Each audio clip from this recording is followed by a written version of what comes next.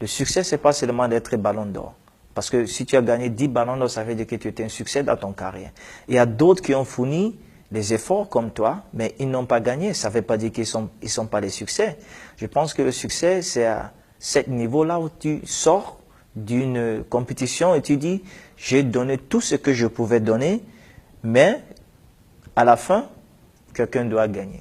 Il y a le moment que tu donnes tout, l'autre équipe donne tout, à la fin, l'autre équipe gagne. Souvent, la question que je me pose, si deux équipes prient avant un match, eux les deux prient au même Dieu, Dieu va répondre à la prière de qui? C'est au-delà de ce qu'on a prié. On ne prie pas Dieu parce qu'on veut gagner seulement le match. On prie Dieu parce que c'est qui on est, parce qu'on croit en lui et parce qu'on a une relation avec lui. Ce n'est pas sur une base religieuse. Si on prie juste pour avoir les résultats, ça veut dire Dieu est une machine, que tu veux retirer l'argent, après tu n'as pas besoin. Mais Dieu n'est pas une machine. C'est une relation qu'il faut avoir avec lui. C'est sur cette base que moi je prie. Et même si je gagne pas, ma relation avec Dieu va toujours continuer. Donc je prie, je crois en Dieu à l'équipe nationale parce que je suis un chrétien, c'est à cause de ça que je prie. Si on gagne un match, gloire à Dieu. On ne gagne pas, gloire à Dieu.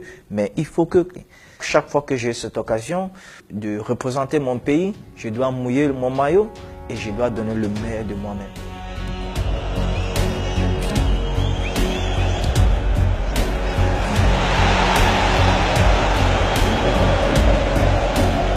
Chaque fois que tu as l'occasion, est-ce que tu as donné le meilleur de toi-même? Ça ne veut pas dire que tu ne vas pas faire des erreurs.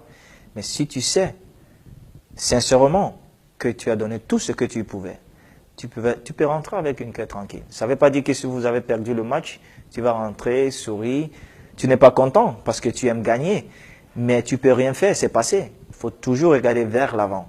En dehors d'être chrétien, il faut développer tes capacités. Et c'est ça que j'appelle le vrai succès. Et ma foi en Christ et ma relation avec lui est plus importante que toute réussite que je peux avoir sur cette terre. Le Seigneur m'a parlé, il m'a dit un truc qui a changé ma vie, qui a changé ma mentalité.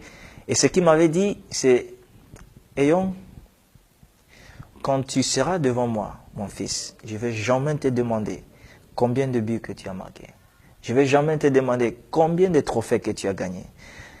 Le montant de ton contrat que tu as signé. Combien de maisons que tu as eues et combien de voitures que tu as conduites.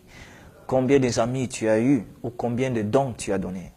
La question que je vais te poser, mon fils, c'est qu'est-ce que tu as fait pour mon royaume? Combien de gens as-tu annoncé mon évangile? Combien de cœurs as-tu touché avec mon amour? Donc, en tout cas, premièrement, je suis chrétien qui joue au foot.